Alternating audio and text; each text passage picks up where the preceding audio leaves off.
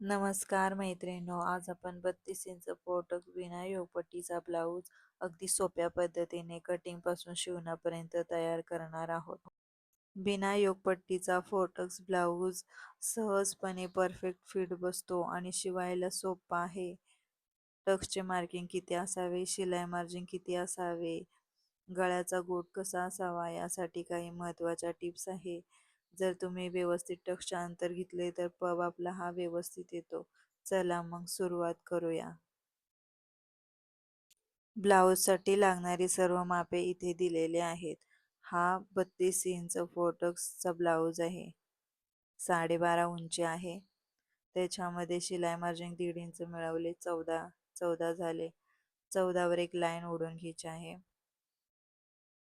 11 inch shoulder आहे. त्याच्या निम्मे 5.5.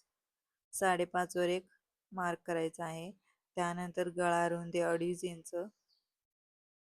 त्यानंतर पुढील गळा हा 6 इंच आहे. 6 इंच. त्यानंतर वरती 2.5 आहे, खाली पण 2.5. एक बॉक्स बनवून घ्यायचा आहे आणि गळ्याचा शेप द्यायचा आहे. आता आपण मुंडा घेर घेणार आहोत. मुंडा घेर हा क्रॉस जातो, त्यासाठी आपण गळ्यापासून एक लाईन ओढणार आहोत 5.5 इंचावर. 5.5 इंच हा आपला मुंडा घेर आहे. एक लाईन ओढायची आहे. ती लाईन गळ्यावर आलेली आहे, काही प्रॉब्लेम नाही, ती कुठे पण येऊ शकते. वरती शोल्डर जेवढे तेवढं शोल्डर खाली घ्यायचं. त्यानंतर आपण पाहूया तर आपला मुंडा घेर हा व्यवस्थित आलेला आहे. शोल्डर उतरू नये म्हणून अर्धा इंच क्रॉस घ्यायचा आहे, लाईन ओढून घ्यायची आहे. त्यानंतर छाती घेर हा आपला 32 इंच आहे, त्याचा चौथा भाग 8 इंच येतो. 1.5 इंच शिलाई मार्जिन हे माप मोजायचं आहे. 9.5 आलेला आहे. कमर घेरला अर्धा इंच कमी करायचा आहे. एक मार्क देऊन लाईन ओढून घ्यायची आहे, दोन्ही जॉईंट करायचे आहेत. त्यानंतर आता आपल्याला दोन्ही भाग आपण एकत्र काढत आहोत, मागील आणि पुढील. त्यासाठी 1.5 इंच मागील भागासाठी, 1 इंच पुढील भागासाठी मुंडा घेर घ्यायचा आहे. त्यानंतर आपल्याला योगपट्टीचे फक्त मार्किंग करायचे आहे. ही लाईन पेन्सिलनं ओढायची आहे, कारण आपण नंतर ती खोडून टाकणार आहोत. आता पहिला टक्स घेण्यासाठी आपण गळ्यापासून ते योगपर्यंत त्याचा मध्य काढणार आहोत. मध्यावर एक पॉईंट देऊन लाईन ओढून घेणार आहोत. 2 इंच आपण टक्सचे मार्किंग करणार आहोत. तर दुसऱ्या टक्सचं मार्किंग करूया. सुरुवातीपासून बंद बाजूपासून 3.5 इंच घ्यायचं आहे. त्याच्यावरती आपल्याला 1.5 इंच एक मार्क करायचा आहे आणि लाईन ओढून घ्यायची आहे. अर्धा इंच शिलाई मार्जिन आणि योगच्या या कमरेच्या साईडला 1.5 इंच वर घ्यायचं आहे. इथून दुसऱ्या टक्सपासून तिसरा टक्स काढण्यासाठी 1.5 इंच क्रॉस घ्यायचा आहे. त्यानंतर तिसऱ्या टक्सपासून वरती आपल्याला मुंड्यापर्यंत जॉईन करायचा हा चौथा टक्स. 1.5 इंच सरळ घ्यायचा आहे आणि पाव इंच शिलाई मार्जिन. आता आपण ही लाईन खोडून टाकणार आहोत, कारण ही योग नाही, आपण बिना योग पट्टीचा ब्लाऊज घेणार आहोत. त्यासाठी आपल्याला फक्त योगचं मार्किंग पाहिजे होतं, कारण आपल्याला 3 टक्स काढायचे होते. आता ती लाईन खोडून टाकायची आणि कटिंग करायची. खूप सोपी पद्धत आहे. आता आपण कटिंग करणार आहोत. कटिंग ही मार्किंगवरच करायची आहे, एकदम व्यवस्थित. त्याच्यामुळे तुमचे माप कधी चुकणार नाही. आणि आपण सुरुवातीपासून जे सगळे ब्लाऊज आहे आपण दोन्ही भाग एकत्र काढले आहेत, त्याच्यामुळे दुसरा भाग वेगळा काढायची गरज नाही आहे. त्याच्यामुळे तुमचे माप व्यवस्थित येणार आहे. आता आपण पुढील गळा कट करत आहोत.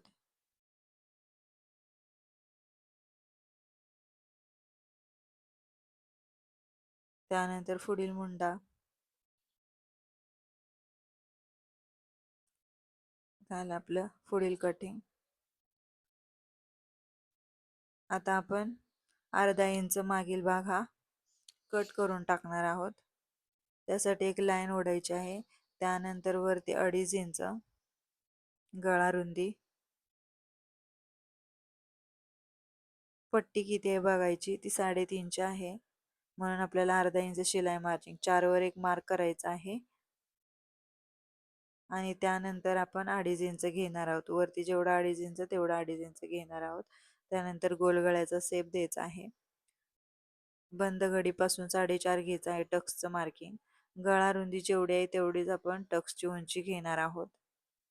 तर 4 घेतलेले आहे. ते अर्धा इंच शिलाईमध्ये जाणार आहे नंतर, आणि अर्धा इंच शिलाई मार्जिन. आणि आता आपल्याला ती खाली जेवढी लाईन आहे ती कट करून टाकायची आहे. मागील भागाचं कटिंग एकदम सोपे आहे. प्रत्येक ब्लाउजला हीच पद्धत वापरायची आहे. त्याच्यामुळे तुम्हाला वेगळं कटिंग करायची गरज नाही आहे. आता आपण गळा कटिंग करणार आहोत. कटिंग हे मार्किंग वरतीच करायचं आहे, एकदम व्यवस्थित.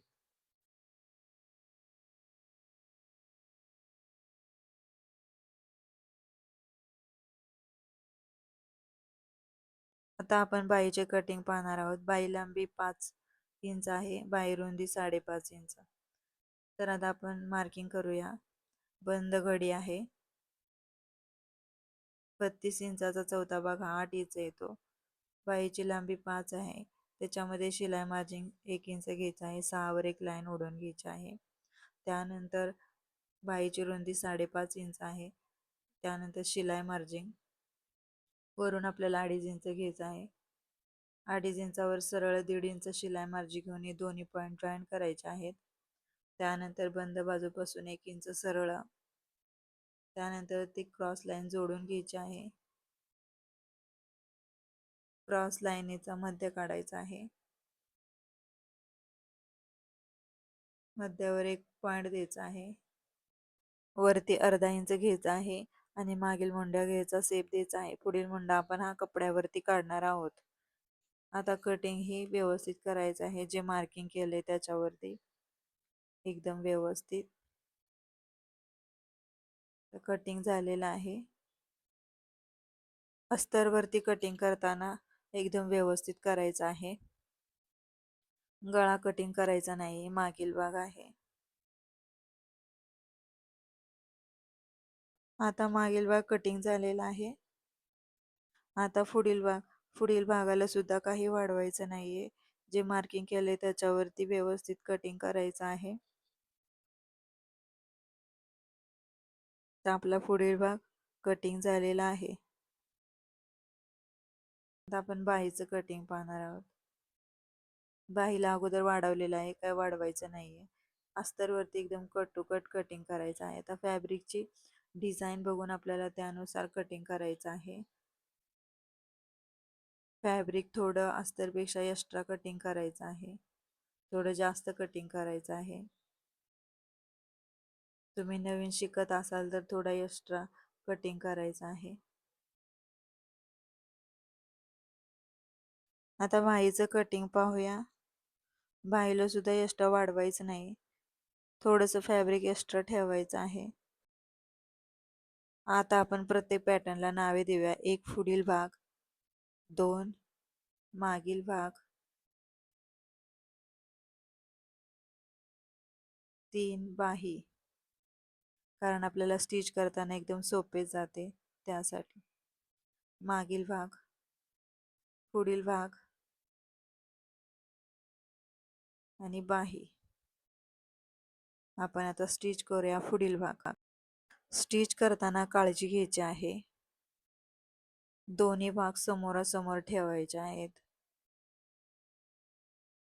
ही फॅब्रिकची उलटी बाजू आहे, त्याच्यावरती आपल्याला फॅब्रिक दोन्ही साईडला व्यवस्थित ठेवून घ्यायचं आहे. दोन्ही भाग समोरासमोर ठेवले तर उजवी आणि डावी समजण्यास सोपे आहे. आता आपल्याला फॅब्रिकची सरळ बाजू ठेवायची आहे आणि आपण खालून शिलाई मारणार, पलटी करून घेणार आहोत. त्यामुळे खाली आपल्याला वेगळी पट्टी लावायची गरज नाही. त्यासाठी एक शिलाई मारून घ्यायची आहे. जास्तीचं फॅब्रिक आहे ते कट करून टाकायचं आहे. कट करताना व्यवस्थित कटिंग करायचं आहे. त्यानंतर आपल्याला एक दाब शिलाई द्यायची आहे. दाब शिलाई दिल्यामुळे फिनिशिंग एकदम व्यवस्थित येते. आता आपल्याला पलटवून घ्यायचं आहे आणि आता आपल्याला चारी बाजूने शिलाई मारायची आहे. त्याच्यामुळे आपल्याला खाली दुसरी एक्स्ट्रा पट्टी लावायची गरज नाही. आता आपण चारी बाजूने शिलाई मारणार आहोत.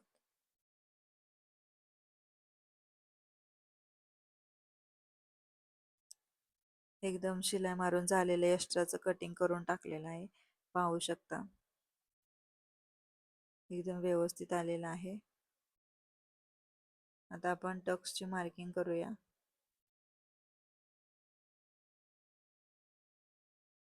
त्यासाठी आपण हे पॉइंट आपण कट केले नव्हते, आता ते कट करून घेतलेले आहेत. आता एकदम व्यवस्थित ठेवायचा, कटिंग करायचं. जे कटिंग केले त्याच्यावरती मार्क करायचा आहे.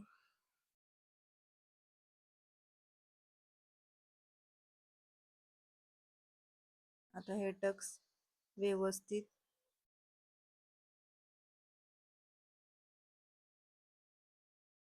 मार्क करून घ्यायचे आहे. आता आपण याच्यावरती स्टिच करणार आहोत.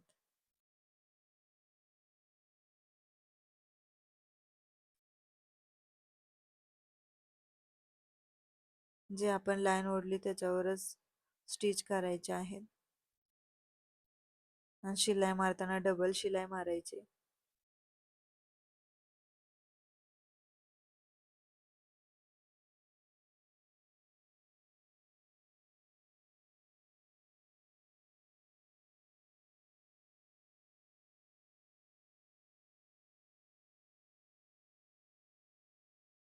आपले टक्स सगळे मारून झालेले आहेत स्टिच करून, पाहू शकता. आता आपण फूगपट्टी लावताना आपण जी आतमध्ये जाणार आहे दुमडून, ती आपण अस्तरची घेतलेली आहे. ज्यावेळेस कपडा कमी असतो त्यावेळेस तुम्ही ही ट्रिक वापरू शकता. अस्तरची घ्यायची आहे, 2 इंच आहे ती दुमडून, 3 इंच आहे दुमडून ते 1.5 इंच होणार. टक्स आता खाली करायचे आहेत आणि त्याच्यावरती पट्टी अशी लावून घ्यायची आहे. आपण शिलाई करताना टक्स खालीवर होतात, त्याची काळजी घ्यायची आहे. एक्स्ट्रा पट्टी आहे ती दुमडून घ्यायची आहे.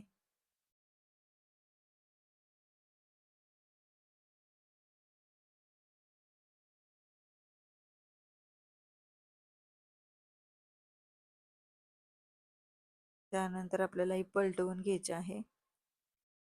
आता पलटवून घेण्या अगोदर आपल्याला एक दाब शिलाई द्यायची, त्याच्यामुळे ती व्यवस्थित बसली जाते. ज्या ज्या ठिकाणी मी दाब शिलाई सांगते तिथं व्यवस्थित दाब शिलाई घ्या, त्यामुळे फिनिशिंग व्यवस्थित येते. आता बघा सहजपणे आपल्याला ती पलटी करता येते.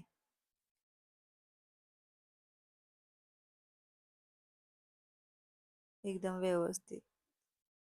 आता ही अस्तरची घेतल्यामुळे आपल्याला एकदम व्यवस्थित दिसत आहे, ते फिनिशिंग छान दिसत आहे.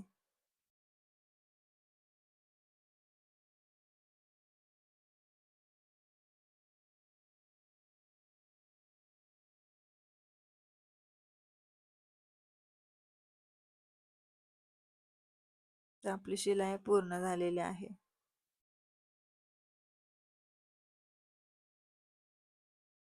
आता ब्लाउजची हुक पट्टी एकदम व्यवस्थित आलेली आहे, पाहू शकता. टक्स पण एकदम व्यवस्थित दिसत आहे.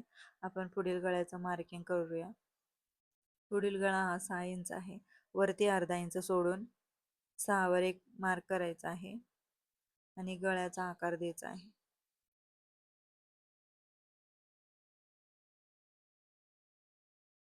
या मार्किंग वरती आपल्याला स्टिच करायचं आहे.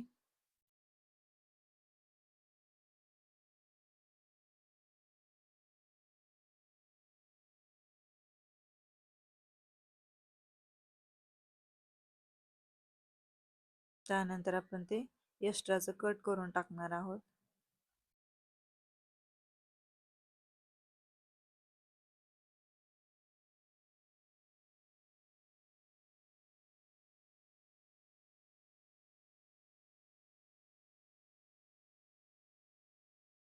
आता आपण गळपट्टी लावणार आहोत.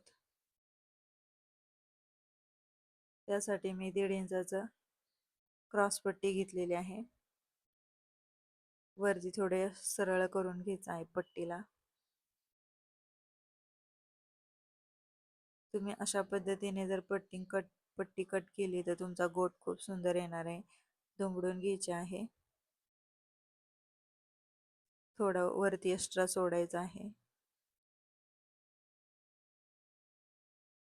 आणि आपला एकच दाब असतो ना, ती दाबच फक्त शिलाई मारायची आहे. त्याच्यामुळे तुमची शिलाई एकदम व्यवस्थित येणार आहे. जो एक्स्ट्राचा आहे तो कट करायचा आहे आणि पट्टी दुमडून घ्यायची आहे.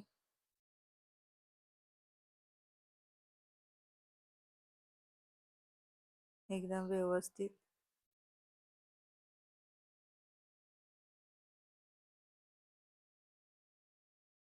साईडून थोडं कट करायचं आहे, कारण पट्टी आपल्याला पलटवून घ्यायची आहे. आता एकदम व्यवस्थित गोड बनवायचा आहे.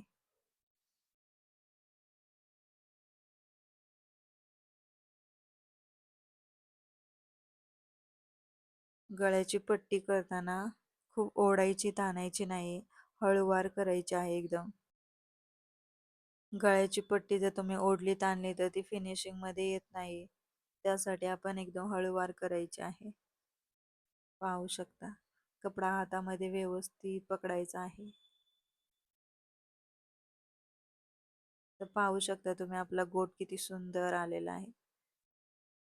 मैत्रिणींनो, व्हिडिओ आवडला असेल तर लाईक करा, शेअर करा, सबस्क्राईब करा आणि गोट तुम्ही याच पद्धतीनं करता का? मला कमेंटमध्ये नक्की सांगा. चला भेटूया नेक्स्ट व्हिडिओमध्ये.